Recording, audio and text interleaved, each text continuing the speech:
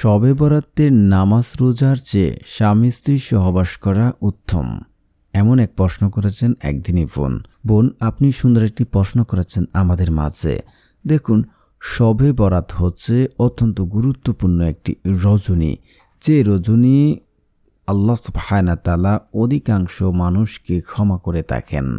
আল্লাহ সুবহানাহু ওয়া তাআলা ওই রাত্রে সাধারণ ক্ষমা ঘোষণা মানুষকে করে থাকেন এবং ওই রাতে আমরা মুসলিম উম্মাহ সকলে নামাজ রোজা করে থাকি এবং দিন রোজা রাখি।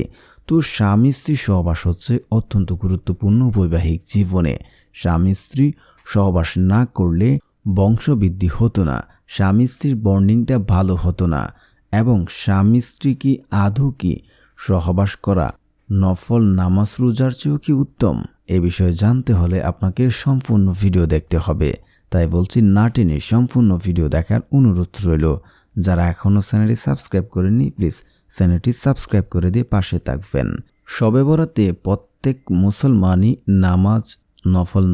নফল রোজাতে সকলেই ব্যস্ত থাকেন, কিন্তু এ সময় স্বামী স্ত্রী সহবাস করাটা কি অত্যন্ত গুরুত্বপূর্ণ? এটি এক বোন জানতে চেয়েছেন। আসলে আপনি সুন্দর একটি প্রশ্ন করেছেন। দেখুন, স্বামী স্ত্রী বৈবাহিক সম্পর্কটা অত্যন্ত গুরুত্বপূর্ণ সময়। আপনি নফল নামাজ পড়েন আর যাই করেন, যদি স্বামী স্ত্রী সম্পর্কটা ভালো না থাকে তাহলে দেখা যায় যে একটি সংসারে দিন দিন অশান্তি লেগে থাকে এবং স্ত্রী তার স্বামীর কথা শুনে না, স্বামী তার স্ত্রীর কথা শুনে না। এমন হাজার হাজার গল্প, এমন হাজার হাজার কাহিনী আমাদের বাস্তবে চারপাশে অহরহ ঘটতে চলেছে।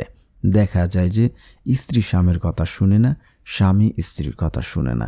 এর একটি মাত্র কারণ হচ্ছে স্বামী স্ত্রী যে সম্পর্কটা, সেটা দিন দিন দূরত্ব বৃদ্ধি হচ্ছে। দেখুন, শয়তান কিন্তু সবচেয়ে খুশি হয় কোনো মুমিন ব্যক্তি, কোনো মুমিন সংসারে যদি তারা দূরত্ব রাখতে পারে।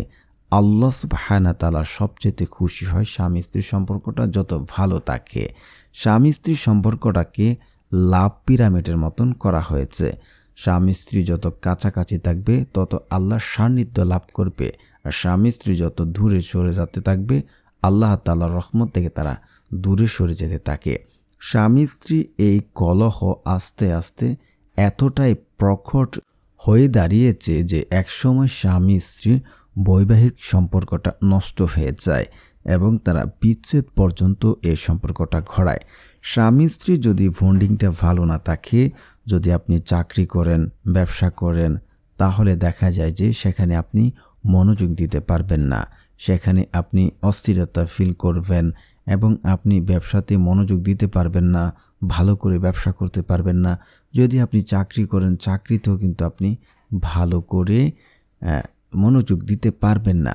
কিন্তু স্বামী স্ত্রীর সম্পর্কটা যত ভালো হবে তত আপনার ভালো লাগবে, মন মানসিকতা ভালো থাকবে এবং স্বামী স্ত্রীর সম্পর্কটা যত ভালো থাকবে আপনার সংসারে আয় উন্নতি হবে।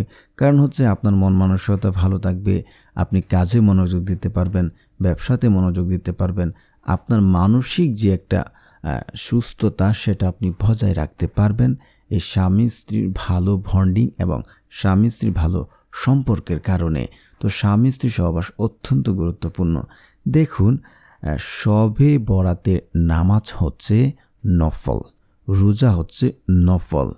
হ্যাঁ, আর স্বামী যদি তার স্ত্রীকে ডাকে রাত্রে তার কাছে আসার জন্য, আর সে যদি না করে স্বামীকে রাগান্বিত অবস্থায় রাত পার করে, তাহলে হাদিস শরীফে আছে ওই স্ত্রীর উপর রাত থেকে সকাল পর্যন্ত স্বামী যতক্ষণ না পর্যন্ত তার উপরে খুশি হয় ততক্ষণ পর্যন্ত ফেরেশতারা লানত দিতে থাকে,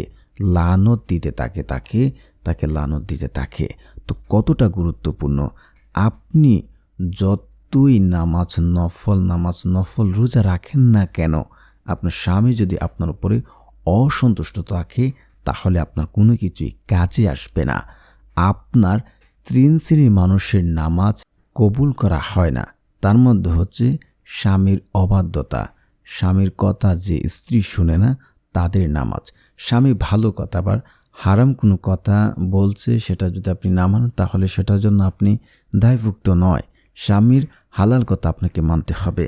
নফল রোজা যদি আপনি রাখেন, নফল নামাজ যদি পড়েন আপনি, তাহলে স্বামী যদি আপনাকে ডাকে, সে ডাকে আপনাকে সাড়া দিতে হবে।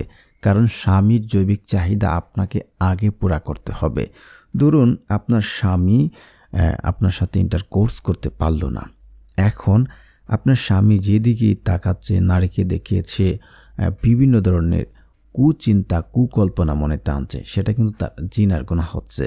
ধরেন আপনি বাড়ি থেকে পেট ভরে খাবার খেয়ে গেলেন, পেট ভরে বাড়ি থেকে খাবার খেয়ে গেলেন, এখন যদি আপনার সামনে গরুর মাংস দিয়ে ভাত রান্না করা হয় বা বাড়া হয়, আপনার সামনে বিরিয়ানি রাখা হয়, আপনার চাহিদাটা কেমন হবে? আপনার পেট একদম ভরপুর, আপনার কি খেতে মন চাবে?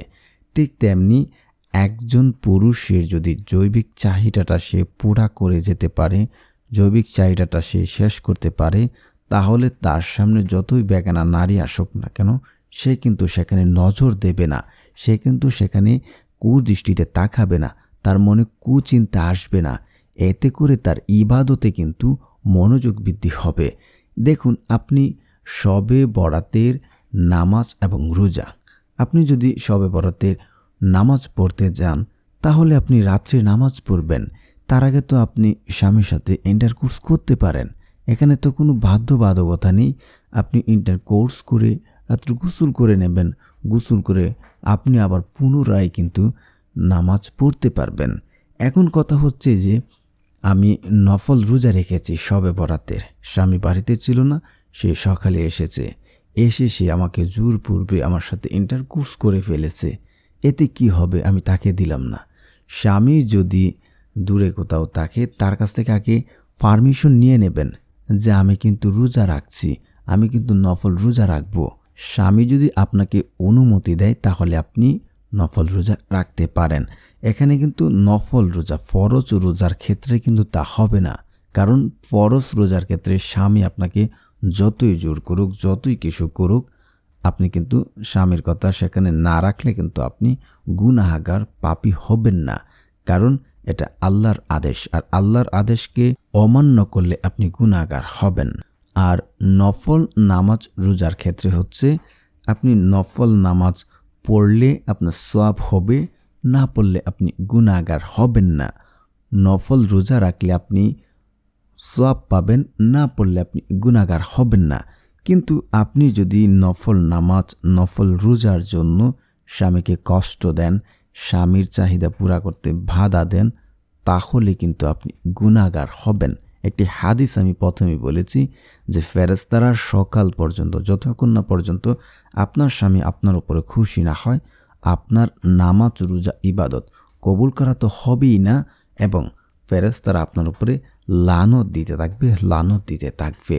তাই তো বলছি যে শবে বরাতের নামাজ, নফল নামাজ, নফল রোজার চেয়ে স্বামী স্ত্রী সহবাস করাটা উত্তম।